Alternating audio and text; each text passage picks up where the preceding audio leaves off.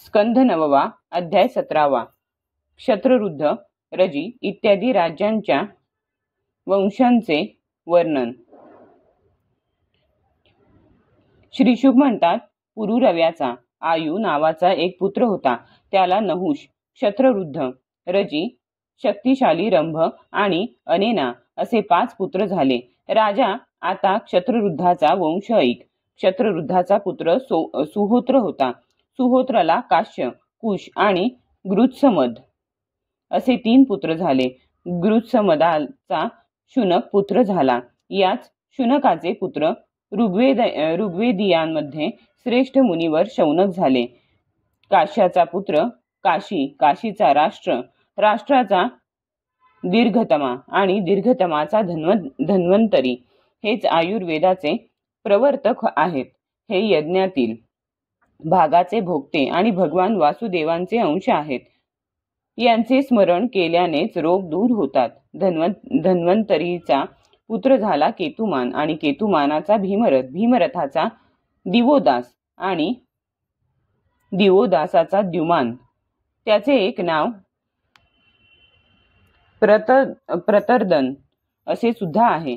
हाच द्युमान शत्रुजित, वत्स, ऋतध्वज आणि कुवलयाश्व या नावांनीही प्रसिद्ध आहे। द्युमानाचेच अलर्क इत्यादी पुत्र झाले।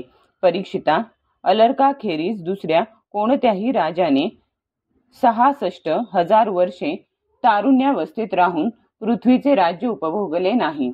अलर्काचा पुत्र झाला संतती, संततीचा सुनीत, सुनीताचा सुकेतन, सुकेतनाचा धर्मकेतू आणि धर्मकेतूचा सत्यकेतू, सत्यकेतूपासून धृष्टकेतू, धृष्टकेतूपासून राजा सुकुमार, सुकुमारापासून वितिहोत्र, वितिहोत्रापासून भर्ग आणि भर्गापासून राजा भार्ग भूमीचा जन्म झाला। हे सर्व शत्ररुद्धाच्या वंशात काशीपासून उत्पन्न झालेले उत्पन्न झालेले राजे होते। रंभाच्या पुत्राचे नाव होते रभस। त्याच्यापासून गंभीर आणि गंभीरापासून अक्रियाचा जन्म झाला। अक्रियाच्या पत्नीपासून ब्राह्मण वंश चालू झाला। आता अनेना याचा वंश ऐक। अनेनाचा पुत्र होता शुद्ध, शुद्धाचा सुची, सुचीचा त्रिककुद आणि त्रिककुदाचा धर्मसारथी, धर्मसारथीचा पुत्र होता शांतरय। शांतरय आत्मज्ञानी असल्याकारणाने कृतकृत्य झाला होता। रजीचे अत्यंत तेजस्वी असे 500 पुत्र होते। देवतांनी प्रार्थना केल्यावरून रजीने दैत्यांचा वध करून इंद्राला स्वर्गाचे राज्य दिले, परंतु आपल्या प्रल्हाद इत्यादी शत्रूंपासून भीत असल्यामुळे त्याने ते स्वर्गाचे राज्य पुन्हा रजीला परत दिले आणि त्याचे पाय धरून आपल्या रक्षणाचा भार त्याच्यावरच सोपविला।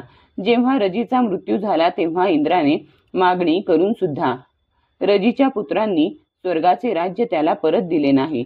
ते स्वतः यज्ञातील भाग सुद्धा ग्रहण करू लागले। तेव्हा इंद्राच्या प्रार्थनेवरून गुरु बृहस्पतींनी अभिचार विधीने हवन केले। यामुळे ते धर्ममार्गापासून भ्रष्ट झाले। तेव्हा इंद्राने सहजपणे त्या रजीच्या सर्व पुत्रांना मारून टाकले। त्यांच्यापैकी कोणीही जिवंत राहिला नाही।